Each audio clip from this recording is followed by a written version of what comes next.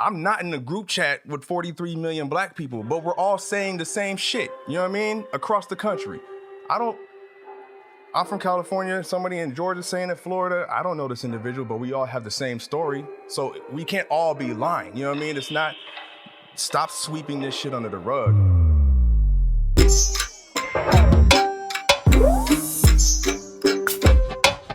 All right, everyone. We're here again, and this is going to be a bit of a different episode. I got my buddy here who is also in the real estate industry, and he played in the NFL for 8 years, right? Yes, yeah. And he agreed to talk a little bit more about a relevant topic today, which I'm sure we're all very aware of. And I know it's a very sensitive topic, but I just saw it as another opportunity to get another voice out there. And I think it's an important discussion. And just like my other episodes, it's a hard discussion, and it's something that I think we need to have. So I found it relevant to be a little more relevant to what's going on today, and give a topic that, with regards to George Floyd and everything that's happening. Zach's going to be chatting up a little bit about it, his perspectives. So Zach, thank you so much for being here, man. No problem, man. I definitely appreciate you having me. Like I said, in light of, everything going on in the country today, this definitely is a relevant conversation. It's an uncomfortable one, but it's one that has to be had, So I appreciate you having me on here and being able to give my little perspective on what's going on. For sure, and I'm looking forward to it. Like we said prior, there's nothing I can say or offer insight as much as you can, and there's just another vehicle for another voice. And I think just hearing your perspective, regardless, and your own experiences, hopefully it can shed some light. And I'm going to learn a lot from it. I can already tell. Yeah. But just to get off the bat, I know there's a million other stories that we can start off with, but with today, what happened to George Floyd, I'm just curious to get the ball rolling and just how his death has affected you and how you see it. It's a tough one, bro, because, his experience is something that a lot of us who look like me deal with, who have darker skin, African American. It's one of those things that it angers me, you know what I'm saying? It's the way in which it unfolded, it's for 9 minutes you have your knee on somebody's neck as he's screaming for his mom, and that shit it hits a little different. And then when it comes to the situation, like in 2017, bruh, I was driving downtown. I got, I have a black Audi, not the one I have now, but I had a black Audi A7. It's like 9:45. I just got through washing my car because I washed it by myself and shit. I gotta. Yeah, keep it clean. I do my own thing. So I'm downtown. I'm driving. I don't have license plates on the front and back of my car. It's the dealer plates. It's a luxury car, so I got it at Calabasas. So I have that. It's on the back still. It looks a lot better. It looks cleaner. It's black. Yeah. You know what I mean? But I'm legit. I got all my paperwork, so I'm like, cool. I'm pulling out of the car wash, and I can see. Like, we know, you know what I mean? We know. I'm pulling out, I see the officer. He looks at me, I look at him, and I can see him look at me and look down at my front plate and see that there's no license plate. So I'm like, all right, shit, here we go. So now my antennas are up, so I'm looking at my rear view as I'm driving by just to kind of see. And I can see him looking back to see, now I know he realizes I don't have back plates. So I take off, I'm driving, and I see him coming out now. So I know he's going to pull me over. So I go to pull over, bro, thinking I'm just going to get a routine ticket for some license plates, cool, whatever. Bro, put your hands where I can see him, get out the car. I got guns drawn on me. Immediately? Bruh, immediately. I'm parked, I pull over, I'm parked. Get out the car, the strobe lights are all on. Now I'm nervous, you know what I'm saying? I'm in my car not knowing what the fuck to do with my hands. Like, I'm like, oh shit. Cause I got dark tinted windows too. So I'm like, I don't know which one of my hand movements they're gonna think. Right. I'm, trying to reach for something, whatever the case may be. I'm trying to put them out the window on my steering wheel because I'm confused now. This is for some license plates. You know what I mean?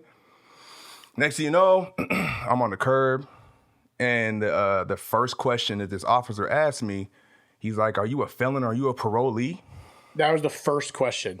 As I'm getting frisked on the curb, before I have the opportunity to give you any kind of identification. Where did you say this? This was downtown Los Angeles. Oh, downtown. Right off okay. Alvarado Street. The first question out this man's mouth, are you a felon or a parolee? Damn. I had never felt so disrespected in my life. You know what I'm saying? Yeah. Like what is that? What do you mean? You know what I mean? Like, off the bat. You didn't even give me a chance to give you, bro, I'm a business owner. I'm a college graduate. I have my own day in my hometown. I've played in the NFL for 8 years. I've done all these things But the first thing out your mouth is, are you a felon or parolee? So you can understand how that can make somebody feel. You know what I mean? Why? Because of what I look like? That's the first. Why am I even on the fucking curb right now for a license plate? Like, my mom was in corrections for 30 years. Like, I know the law. I know how shit works. You know what I'm saying? This isn't protocol. So when you see something like George Floyd happen, it brings you back to those moments where you're like, shit, I'm lucky to be here to tell my story.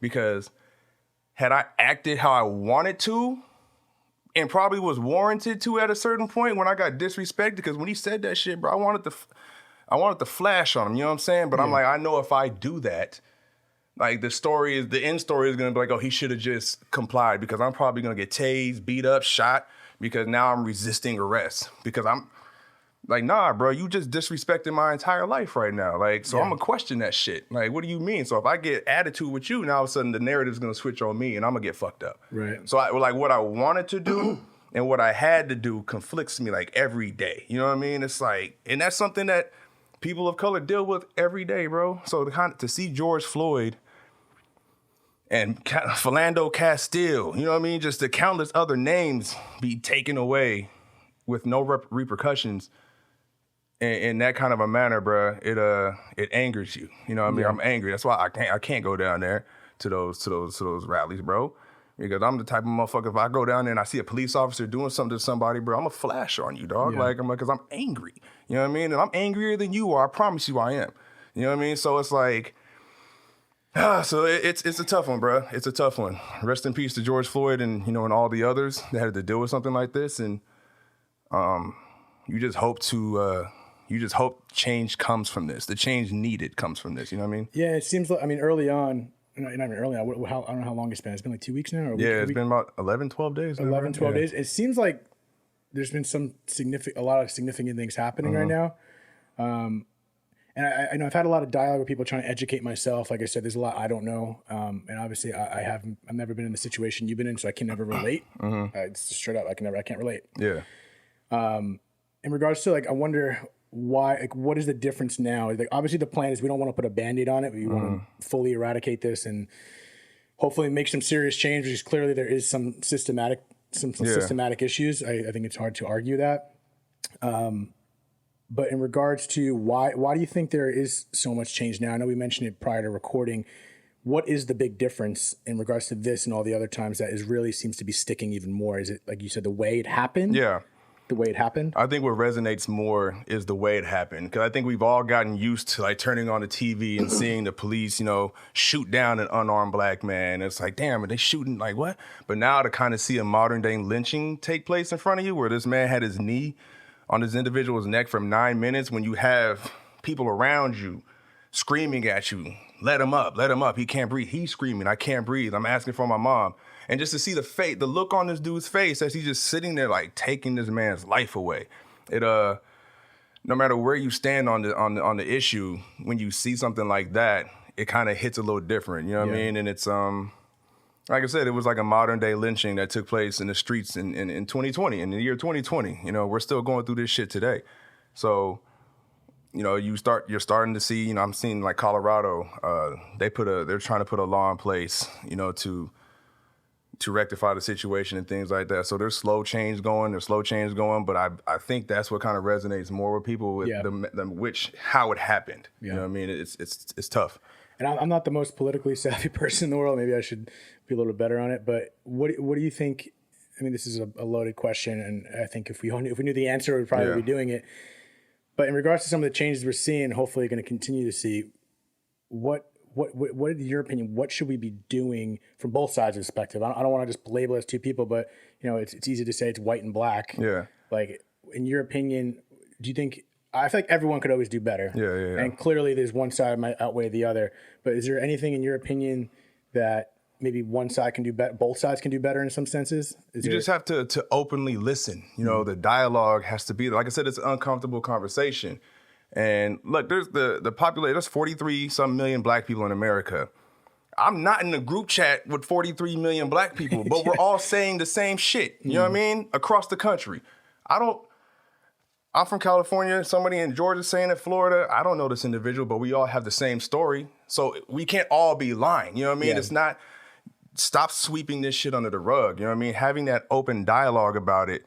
You know, it's one of those things, bro. It's where I kind of, so my story, dog. Like, I grew up in a small town about 3 hours north of here called Tulare. Like I said, my mom was in. She worked in the corrections, so the prison is right down the street. So everybody that kind of worked at Corcoran Prison, you lived in this town. So I grew up in a diverse area, small town, but it's diverse. Mm-hmm. I grew up there my entire life, though. You know what I mean? Like, I was born in Texas. I was born in Abilene, Texas. My whole family, my mom's from Marlin, Texas. My dad's from Marlin, Texas. My dad was in the Navy. He got stationed in San Diego, and that's how we ended up out here. Grew up in a small town called Tulare, which was very diverse, and it was from a young age, and I grew up in this town. So I didn't, like, Lil Wayne had an interview a long time ago where he said he really didn't experience racism because of his status. You know, I'm Lil Wayne, everybody knows that shit. Well, in my hometown, because I grew up there from such a young age, and not many people came in and out of that town, everybody knew who I was, so they were comfortable with me and my brother there because they knew us. Right. They knew who we were. So it's all Tawana, it's Zac, you know what I mean? It's all, because we grown up here. You know what I mean? I've known these same people for the 17 years of my life, from teachers. Everybody knew us. All different colors. All different colors. I had white friends, black friends, Indian, Mexican, you know what I'm saying? The Mexican homies, you feel me? It was all the entire gamut, the entire spectrum. Right. So I understand how to maneuver amongst different ethnicities. You know what I mean? Because I grew up in that kind of a culture, that kind of environment. Did you feel like you had to maneuver, or was it the fact that they knew, for instance, you had that story of the cop, like he just saw you and defined you. Yeah. These people knew who you were. Yeah. You know what I mean? Did you feel as if you had to maneuver, or? It wasn't really maneuvering. It was just because it was so normal for me. Right. It was just the norm. So I didn't really experience it was probably being said, but because they were cool with us, they were comfortable with us. Yeah. We were cool. We didn't walk around. You know what I mean? Yeah. So then I went to college, bro. You know what I mean? Like I said, I went to college in the middle of Kansas and shit. I went to Kansas State University. Love that place. Love that place. But then you start seeing, like, when you remove yourself from that environment and then you go into the world and you start seeing shit how it really is. So let me paint this picture for you, bro. Now I'm in Kansas. I'm fortunate enough to where I'm in this situation where I know how to interact with white people. But some of my teammates who grew up in Florida, Georgia, Texas, from the ghettos and shit, white people don't go in their neighborhood. Yeah. You know what I mean? They don't know how to interact with you. You know what I mean? They're just lucky enough to have a talent that was able to produce them a scholarship to be able to leave that environment. Transversely, on the other side, these white kids from Kansas are growing up in towns where they don't know black people. We don't have no black people in our town. I graduated in a class of 13 people. So their stigma of black people is what they see on TV. You know, the thugs, guns, drugs, killing each other. That's their stigma of what they see about us on TV. They don't know for real, but that's what they see. Now all of a sudden, everybody's at Kansas State University all at once. Bro, so you have a situation where we don't know how to talk. They don't know how to talk to each other. One day we were going to it was me, a few other my teammates. We're going to a frat party. We get stopped at the door. Like, y'all can't come in here.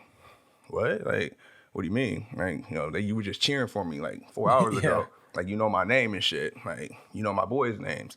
But we can't come in here. So now I'm with these, you know, for them, it's crack of this. And I'm looking at this shit like, what?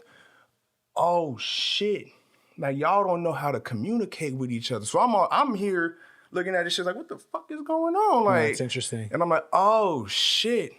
Because the white people who go into your neighborhood wear a badge and they abuse their authority. So every white person you see is a crack of this, you just mad. Because outside of that motherfucker who wear that badge, they not going into your neighborhoods. They don't care. So you don't know how to correspond. You don't know how to talk to them. These white individuals, you don't know how to talk to these. So now it's a conflict. It's a constant fucking struggle. It's like, and you're seeing this from a different perspective. You know what I mean? I'm like, damn. But for me, because I'm with them, my black friends, I'm guilty by association. Right. These white kids don't even know that half my friends are white. Like, I grew up with a bunch of white kids, but you won't even know that because of what I look like initially. You already scared of me, but you don't even know. So now you're in a situation where you literally pretty much have to pick a side. You know what I mean? And I'm like, I'm gonna ride with my nigga all day. You know what I mean? Like, yeah, I mean, I'm like, shit. If you gonna be like, shit. Well, it's interesting. It goes back to, again, because if someone's judging anyone before you even got a chance to like communicate and talk, like you said, then something's something's programmed. And it comes back to like how you said, I guess, the people that grew up around what they're seeing on TV. So that begs the question. It's like, okay, how much is really, becomes just a political diversion or something deeper than that where, they're painting the picture on purpose. So do you have any opinion on that where whether it's the government or just propaganda, I don't know, of some kind of like programming of, pain. Like I've seen some shit that kind of paint, like I saw a documentary, it was the 13th. Yeah. And I just watched that the other day and it did, it did open my eyes to a lot of things and how it's much deeper ingrained of, maybe kind of controlling a story. And like I said, it's programmed. And again, it's another thing with rules. Yeah, no one's born, you're not born racist. No, not at all. You're not born with, whether it's black, white, this or that, no matter what it is, you're not born with a definitive prejudice towards anything. So it's like, that's got to be taught. 100%. Right? And it's like I said, it's programmed, it's ingrained, and you kind of really don't even understand. You don't even know it until you, again, there's another thing. And like I said, I'm not trying to sit here and this is just my experience. You know what I mean? Right. And where I went to college and in mind, like I had, I have a bunch of friends who played Division I football and things like that. And so you talk and you're like, damn, are your rules the same as ours? It's like, nah. But then as a student athlete, you're sitting there, okay, you're now you're starting to dive into this shit and now you're there and you're realizing like, damn, these rules only affect me and people who look like me. So what's your thought? Something like that where it's like, it's very indirect. It's like direct but indirect at the same time. But what's your opinion? Do you ever, like in that same scenario, because I've never, that's the first time I'm hearing that when you tell me this story. Yeah. Do you ever look, what's your thought if you were to force to look at their side? Is there any justification for it? I mean, you know what I mean? Like, is there, I feel like it's when it's corporate America and stuff like that, people are a little tighter, but that's obviously that seems specific to black culture for sure. And even, okay, so you go that, well, I'm just trying to teach you how to manage in corporate America and how to maintain in society and things like that. But I'm like, okay, well, let's look at corporate America and NFL. CEOs in corporate America don't look like me. Owners in NFL, none of them look like me. So what are you teaching me? You know what I mean? You're teaching me how to go conform to, so I can fit in with them. You know what I mean? With the rest, with society. So that's what society wants from me, to fit in what is quote unquote the good look, what's right. But that's not me. Yeah. But that's what you're trying to ingrain in me right now. You're telling me that I have to do these things because this is going to be the way you're going to be able to go sit in front of that CEO and might get that. But I'm like, this motherfucker don't even look like me. You know what I mean? Yeah. Like nothing. Like, so what are you saying to me right now? You know what I mean? So I have to look like you in order to make it out here. Is that what you're saying? To have a chance around here, I got to look like this. That shit is weird, bro. You know what I mean? It's like, what are you trying to say? And that kind of brings you to a segue that we spoke about earlier with, I think it's relevant with your NFL career. And what I wanted to bring up Drew Brees and what he said about, for anyone that didn't hear what Drew Brees, the quarterback for the Saints, said about, quote me if I'm paraphrasing, I don't know if I'm saying it right here, but he said something about he wouldn't agree for people that are kneeling during the national anthem. And it just made me think of why, like, I don't know Drew Brees. I've never seen any other antics publicly about him being any sort of racist or anything like that. Yeah. So my transition here was, why did he say something like that? Like, why did he say something? What was your stance on what he said and why he said it?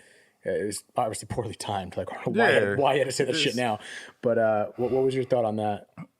It was weird. It was, like I said, like everybody said, that's his opinion, and it is. But it's just like, for the lives of many in this country, it's an unjust one. You know what I mean? It's like, nah, that's like, we weren't disrespecting the flag. We're trying to peacefully protest. It was told why we were doing this. We're peacefully protesting. But everybody wants to change the narrative. Oh, you're disrespecting the flag, the country, the soldiers who went across and fought for us and died. This, that, and the third. I'm like, okay, but with Drew Brees, like, I was drafted in 2007. The story I said on my Instagram the other day, I was drafted in 2007, bro. First few years of my career, we weren't even outside for the national anthem. We would warm up and we would go back inside. Some guys, like I said, that was the time you used to get your mind right. There was never an outcry, a public outcry about it. You're disrespecting the flag. So I'm like, if that's your stance now, why wasn't it then? We had Facebook and these other public, forums then where you could voice your opinion.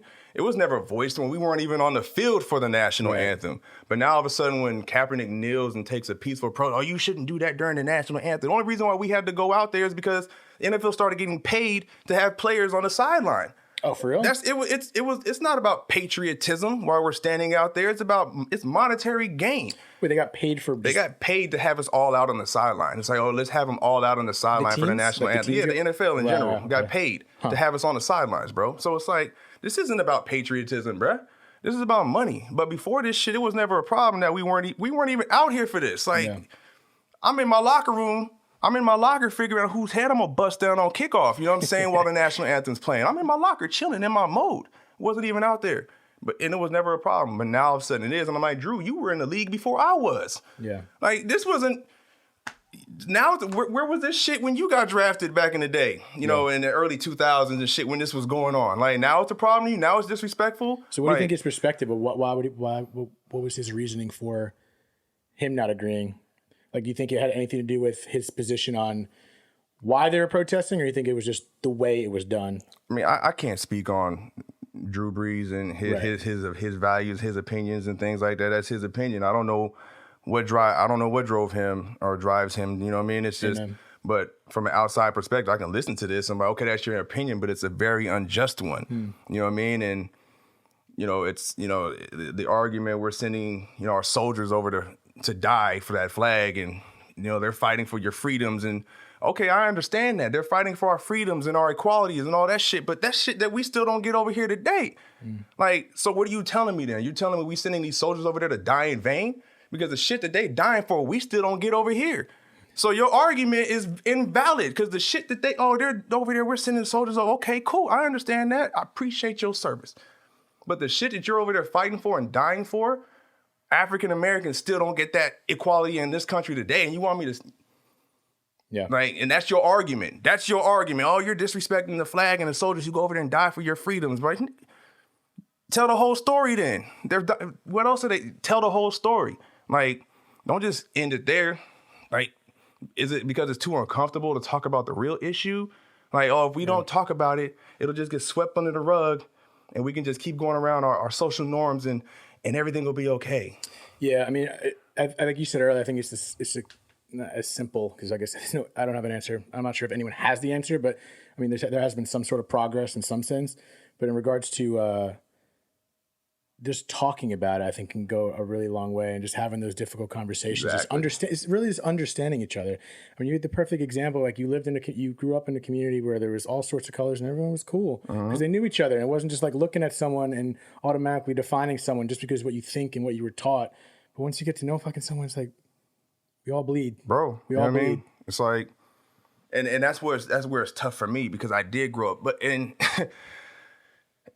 because I'm quote unquote one of those lucky ones. You know what I mean? It's where I was far enough removed from it as a child to not have to see it. You know what I mean? But as an adult, I'm still a black man in America. There's no escaping it. You know what I mean? That's why some of my friends that I grew up with are starting to reach out to me. It's like, we were stuck in such a bubble. We didn't understand, and this, that, and the third. And I understand. I'm not, you know what I mean? It is what it is, because I was there too. I lived there too. It took me leaving, but at the same time, it's just, for me, is I understand where I come from. You know what I mean? Like I said, I was born in Texas. My mom and dad are from a town of like 3,000 people. You know what I mean? Country as shit. I'm lucky, so to speak, because my dad went to the Navy and took us with him. You know what I mean? But I lived in my home where I'm from. You know what I mean? I'm lucky, because most individuals who live in that kind of a circumstance don't have a chance. You don't even have a chance. So what was if you don't mind me asking, your dad's background? Because he went that direction. Did he come from a similar upbringing in regards to where it was more diverse, or no? So so my question is, so there's people that come in shitty situations. What was his choice that made the difference of him getting quote unquote out? Is that what you say? We had an older brother, my uncle Lawrence, who I never was able to meet because he passed away, but he was in the Army. So Lawrence went to the Army. And my dad was in college. He was an athlete, but after college, this is the 80s. You know what I mean? And so you're sitting there, you're after college and trying to figure out what to do. So he decided to join the Navy because, like I said, he's from a small town of 3,000 people, country, High Bank, Texas, Marlin, Mart. There's not, you know what I mean? There's not a lot of room for growth out there, you know what I'm saying? And everybody looks like you.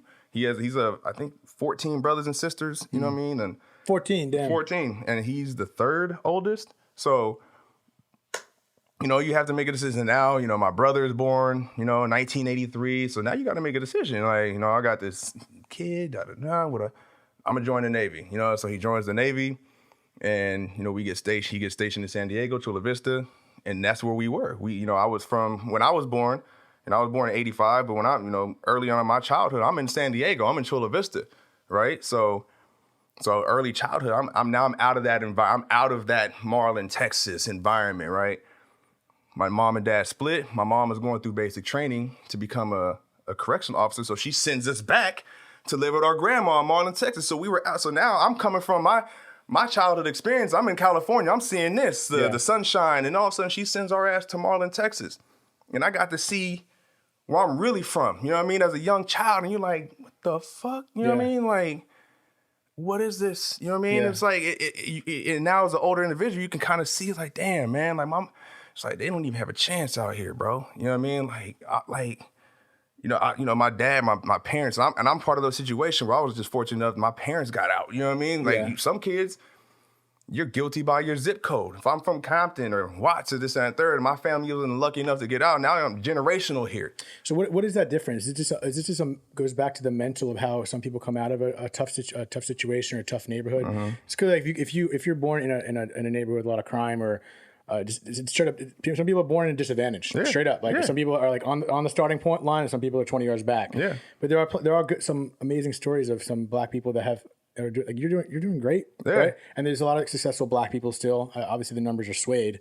But what do you think, in your opinion, the differences of some people that get out, quote unquote, and some that don't? Is that a mental thing? I'm sure it's a very layered question. It's very layered. But what's your thought on that? I mean, I got out, quote unquote, because I was able to escape that environment, but unknowingly. Right. You know what I mean? As a kid, I don't know that was, but then I grew up in Tulare, and that was. So, but had I grown up in Marlin, Texas, I'm probably not sitting in here in front of you right now. You know what I mean? Because my opportunities to get out are are lower than they were because of where I grew up. That's why when you have your, like I said, the concrete from the roads. The roads from the concrete. You know what I mean? There's very few when you like pretty much in a lot of instances you're guilty by your zip code. You know what I mean? Like maybe I'm qualified, but I grew up in Compton or I grew up in Watts or whatever in these neighborhoods that are quote unquote not the status quo. But I'm one of the few who got out, went to college, got a degree. But my name is DeAnthony. And, now I'm going up on a job interview against Michael. Our resumes look the same, but I'm from Compton. Right. Michael's from Encino. Who's going to get that job? You know what I mean? Who's going to get that job? I'm not. I'm lucky to even get this fucking interview. You know what I'm saying? I'm not going to get this job, though, even though I'm just as qualified as this dude, this, that, and the third. So now all of a sudden, I'm DeAnthony. I'm you know what I mean? I'm not trying to make excuses, but this is, so now I'm back in the neighborhood now. You know what I mean? Because I'm like, well, fuck. Yeah. And now I have to make a living. I have to survive. So what are my choices now at this point? I got to rob, steal, to kill to get my shit. I want the American dream too. But because of where I'm from, you telling me I can't have it.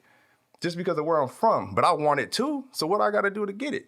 And that's when you get that crab in a barrel mentality, because it's so tough for black people to progress in this country. When some black people do, it's like, and I'm looking at like, how the fuck did this? You know what I mean? Like, yeah, I was talking to a girlfriend of mine or someone I just met, and we had a conversation about what are the differences? What can we do better? And when I say we, I mean like the white community. Yeah. And because David Goggins? I don't. But David Goggins, he had a really good, he's a black man. I think he was in the Army, very, very bluntly spoken. He's amazing, very motivational. And he was explaining like how he had a lot of help through his life, and it was from white people. Uh-huh. And it's going to take the opposite color to maybe do more of a part than, you know what I mean, than the black activists or anything like that. And so what I'm getting at is like this girl I was speaking to was talking about a company. They have like a couple. It was great to hear because like companies are having meetings of what can they do better, how can they help. And I was asking like, what are some examples of what these companies can do better? And it was like outreach. It was like have job fairs instead of in Encino, like you may say, go into other areas where there's more of a black community and give them the opportunity, because otherwise how are they going to find you? Mm-hmm. So these companies got to do a better job of outreach and stuff like that. So I think it's those details, and it's fun. I mean, the protests are amazing. It seems to be working. And it's like, but it's going to go beyond that. It's going to go fighting with the pen and the voting and stuff like that. I don't know, but then the argument is like, we've been doing this for a while, but I think it's just going to take a collective organization. It's not just the black community; it's everyone. Like white people got to step up too.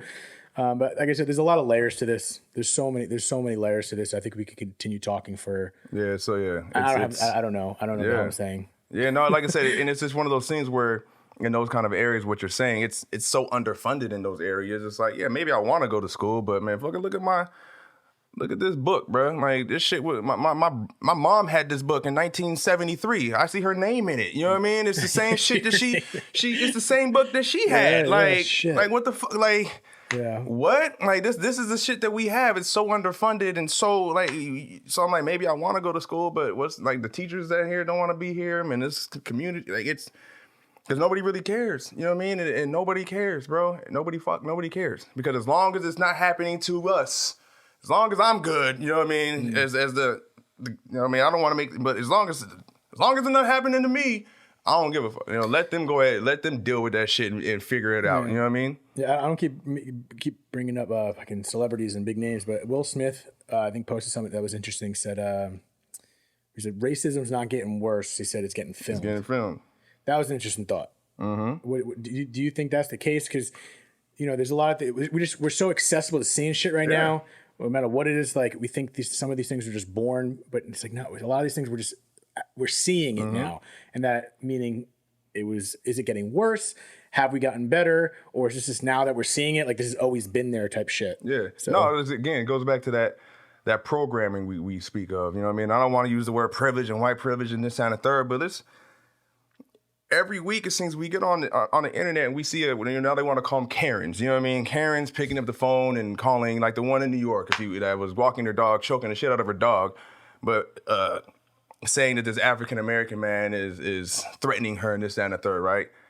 So she called. You hear the call. You hear the way she calls the officers and her rhetoric immediately puts on the distressed voice, and it's this African American man, and you make that phone call because you know what that shit's gonna do. Yeah. Like you know what's gonna come with that phone call. Now it's my word versus yours. Yeah. And you know what's gonna happen. So you say you don't understand your privilege, but every time you get in these circumstances or you want to falsely accuse some, you know you have that power to do so. Because all I gotta do is call this police officer, sound distressed, say it's a black person on the other side, and as soon as that officer gets here, now as a black man or whoever is in the situation, I'm pissed. Because now I'm in this situation for no reason. So when you're trying to ask me for my identification, I'm like, fuck you, bro. Like, you here because she's uncomfortable? I didn't do anything. Yeah. I didn't do anything. So now you're here because she called you, and then what happens? Now I'm unrest. And now I get fucked up because you called the cops, and now I'm mad. So now me and him are at it because I'm not giving you no ID. I don't have to. I'm not here unlawfully. Like, so now I'm in the scuffle with this cop, and I could end up dead, whatever, because you were uncomfortable and made that phone call for no reason. Yeah, I guess that's an unconscious/conscious little undercurrent that, I guess however you want to call it. But it makes me think of a story that, if you don't mind me sharing. Yeah. I went to school in Philly, and there was this bar. It just makes me relate to what you just said. So there's this local bar. Plenty of college kids went there, but it was a very local Philly bar. Yeah. And we went there one night, and we walked in, like a couple of my friends were all white, and we'd been there before, but this time we went there, everyone was black. Yeah. Everyone was black, and we walk in there, and me personally, I truly didn't give a shit. Mm-hmm. Like I was like, I'm at a bar. Yeah. But I did notice, like, oh, we're like the only white people here, and whoever I was with, I don't remember, felt uncomfortable, and they're not. I've never had a hint of racism with them. I've never had any issues with them regarding thinking they're racist, but they were uncomfortable. Mm-hmm. There was just an innate uncomfortability with them being there, and they decided they wanted to leave. It was great for me because I was like, oh, I'm going to chill. So then I was the only white person. I stayed because everyone was playing pool. Yeah. There was a tournament going on. I ended up playing pool with everyone there. I was literally the only white person there. Mm-hmm. And I'm not going to lie, at first there was that, I noticed it, but for whatever reason, my other white friends felt uncomfortable. And it's not that they're racist. They have black friends, and it's nothing, but there's that interesting, like, stigma. I wonder if it goes both ways. Like if you walk into a white bar, you probably feel this. You probably feel what is it? Like you feel something too, right? Sure. Here's the thing. I'm glad you said that shit, bro. I played some really good pool too, and I ended up getting some good props there. That's what I'm saying. That's what I'm saying. But you walked in there and you was cool. You know what I mean? If you walk in and you cool and shit, but like you're home, because I just had heard a story like this like the other day, and I'm sitting there, I was like, see the differences between this shit. Like you walked in there and you nervous and shit, right? Like if you act cool, you gonna get treated cool. Period. That's it. A black, me walking in that scenario, I'm with my chest high. Because if I walk into a room of 70 white people, I already know 50 of these motherfuckers are scared of me. You know what I mean? 50 of them are uncomfortable that I'm here. Just because of my presence. You know what I mean? Just because I'm here. So now, for me as a black man, it's my job to appease you. I have to make you comfortable now. That's why I have to go over here and crack this joke. You know what I mean? I got to go say this. You know what I mean? Walk up to somebody, oh, yeah, da, da, da. Oh, okay, we're good. Okay. We're good. He's cool. He's cool. Everybody get back to normal. You know what I mean? We literally, that's my experience. Like, you walk into that shit and you get nervous and shit. But I walk in, ain't nobody in here gonna say shit to me. Because half of them scared of me anyway because of my presence and what I look like. I fit the description of everything you scared of.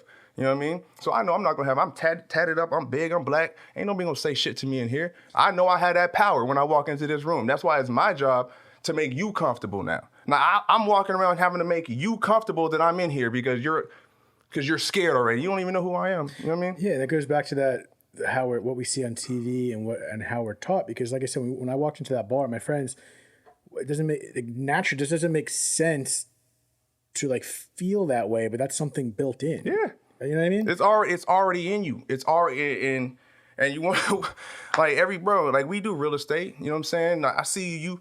One day I was in the open house, I saw you scoot by my shit, you know what I mean? I was like, you know what I mean? On the scooter. And like, you walking, I was like, bro, I can't door knock in Encino. I can't walk through those neighborhoods and do that shit. Like, I wish I could, but I can't. Because there's a Karen in every neighborhood. Like, after half an hour, I'll be lucky, first of all, if somebody opens the door, and lucky if I don't have an interaction with the police because there's a suspicious character walking through the neighborhood. And do you think that's always the case? Bro, like, in 2018, so Alexander Anu, or he is light skinned. He worked with the Altman brothers for a while, but he's on our show. Good dude, bro. He was getting ready to list, or he was looking at this property, this $7 million property in Studio City off Blairwood. Blair Chang? Yeah, no, where is this shit out? I don't mean to drop Blair's name, but great. No, He's a big time agent. He's great. The house was on. I actually just looked this shit up earlier. Blairwood. It was on Blairwood Drive. It's like it sold for 6.3. Street. Okay, sorry. You know what I mean? It's on Blairwood Drive. So he's invited me to go look at this house, right? I remember this day vividly because it was my brother's birthday. It was June 15th, 2018. It was my brother's birthday. So now I'm trying to go find Alexander, right? He gave me the address. I'm driving through. So I come to this T section. So you're gonna make a left or a right. So I'm lost. So I make a right. You know what I mean? All right, let me just make this right real quick. So now, clearly, I'm looking around trying to see, right? You know what I mean? But now you're looking around. Now I'm looking around, so now I look like, you know what I mean? Like I'm casing the place. So we know this shit. There was a lady coming down out of her driveway, and it's up on like a hill, you know what I mean? So she's coming down. So as I'm looking, I look up, and she gave me that concerned citizen look. I looked, I was like, oh shit, here we go. You know what I mean? Like here we go. So I'm driving off, and she busts a right. She goes the opposite way. I was like, all right, cool. So now what do I got to do? I got to go back to get to my original point of reference. So I passed by her going back the way that she just saw me, right? Mm-hmm. So I'm at that T section again. Now I make a left. I'm driving and go about a block. I see my boy Alexander's car. I go to make the turn. He's on this side pointing this way and I'm going this way. So I'm out of me, So I go do my turn. I get right here and I'm looking this way. I look this shit, bruh. She is now coming down the street. The woman who I just passed is now coming down the street. I'm like, wait a minute. That's the chick. Yeah. Nah, I back up and I go, what does she do?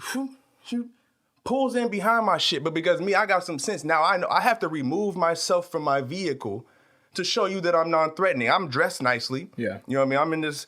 So I got out my vehicle. I went over to my boy Alexander's vehicle, talked to his window. I'm like, yo, what's good? I was like, hey. He's like, what's up? I was like, this woman's following me. He's like, what are you talking about? I was like, yeah, this woman in this silver Lexus right here who is now pulling behind my car is following me. She followed me right here. And now she knows I'm onto her. You know what I mean? I'm like, bitch, like, I can see you. You know what I mean? I now know you're following me. But it's just one of those things. And this is right when the Karen movement was huge. Because in Oakland, one of those women, one of the Karens, whatever, messed up a barbecue. And I'm like, in my head, I'm sitting here, I'm like, I could literally, like, fuck this whole woman's life. Like, I could stop. If I politely went up to her window with my phone out right now and asked her, like, why did you feel necessary to follow me? Like, what? And, like, and then spit her my credentials, my resume. I'm like, this is who you just followed through this neighborhood right now. I've done all this shit. I've accomplished all this shit in my life up to this point. Business, like I said, business owner, own day, NFL, all, but that's who you just followed through this neighborhood. You know what I mean? Because you were uncomfortable? Like, because I scared you? Like, why? Why? Because you saw a black man driving through this neighborhood and I'm not supposed to be here? Yep. Explain, because if you call the cops right now, I'm going to be in that scenario you just told me. He's going to come here and I'm not going to say shit to him. And then he's going to get agitated. Well, sir, will you please just, I'm not giving you shit. Like, because you here because she was uncomfortable? That's the shit we deal with, bro. On a daily. Every day I wake up, dog, I got to worry about where I go, how I dress, what I look like, what I say, just to get back at home, because any minute I could get profiled on some bullshit, you know what I mean? And end up in a scenario that I'm, for what? You know what I mean? At any given moment of any given day, I could end up in that situation. So I literally have to be aware of all that shit when I leave the house, period. Oh, boy. Like, shit. Like, well, like I said, we can go on forever. I think the whole point of you getting on here is to hear this one-man story, and I think that goes a long way. So I appreciate you saying that. What just on a kind of a rapping note, what would you say in regards to, anyone, whether young or not, experiencing any discrimination themselves? How would you, as having experience in your life, how would you tell someone young that's still figuring it out and still experiencing this, how they should handle it? Not that it should ever exist. Yeah. And I mean, what can we do better too? But what kind of advice would you give someone that's going through it now that hasn't as much experience as you, or understanding or grasp life like that? Like, just stay strong, man. Use your intellect and use your voice. These kids now have way better, more of a platform than we ever had. You know what I'm saying? I'm 35. I'm gonna be 35 in 4 days, bro. Like, yeah, nice. Happy what's birthday. today? The 6th. Yeah, my birthday is June 11th. So, these kids, they have way more access to, to use their voice than we ever did. You know what I mean? And right now, with everything going on, it's a time to keep your foot on the pedal. You know what I'm saying? Like, be uncomfortable. Like, the situation is uncomfortable for us every day. I don't care if you weren't comfortable listening to this shit. This is what I deal with every day. So it's like, keep your foot on the gas, man, and something has to change eventually, because, we're kind of creatures of habit. This happens, I feel like once or twice a year, and all of a sudden we'll riot or we'll protest for a little bit, and then it'll just kind of go away, and then it'll happen again. Like, this time, bro, it's like actual steps need to take place. And I feel like it's happening because now more people are listening, you know what I mean? Trying to see both sides of the story. So just keep going, because it's not going to end today. It's not going to end tomorrow. This is going to be an ongoing conversation. And hopefully, I don't have kids yet, but hopefully one day when I have kids and they're young, and, my conversation to them isn't how to survive in America based on what you look like. You know what I mean? So like I said, that's what Martin Luther King had a dream speech. And we still sitting here 60 some odd years later going through the same shit. So it's like, come on, man. Like, it has to change. But keep your foot on the gas, keep your foot on the pedal. You know what I'm saying? Use your voice, use your platform, vote, but don't just vote. Know what you're voting for. You know what I mean? Don't just go to the polls and be, okay, this guy isn't Donald Trump, or this guy isn't this person, so I'm gonna vote for this individual. Like, know who you're voting for, know what their policies are, all that, because everything matters. If it's a local election, governor, mayor, like what are their policies? Because this right here is what's gonna affect me the most. This person that's local, the president. You know what I mean? But I need someone when it's going to these voting polls, man. Like, be aware of what you're doing and come with that knowledge. And like I said, keep your foot on the gas. Amen. Keep the foot on the gas. Communicate. Educate. I don't know what else to do. Yeah, that's it, man. And appreciate you having me on here, man. bro. Yeah, this is. I mean, tough conversation, but it's fun. It's good. It's good to have a dialogue. Like I said, there's a lot of shit I don't know, and unless we hear each other out. Yeah. How the hell are we going to learn about each other? How else are we going to figure it out? We can't just assume. So no, I appreciate your perspective, and like I said, I think no matter what anyone's perspective is, we just got to listen to each other, and I think maybe not be so quick to just argue. Mm-hmm. We're all gonna have different opinions regardless, but we got to listen.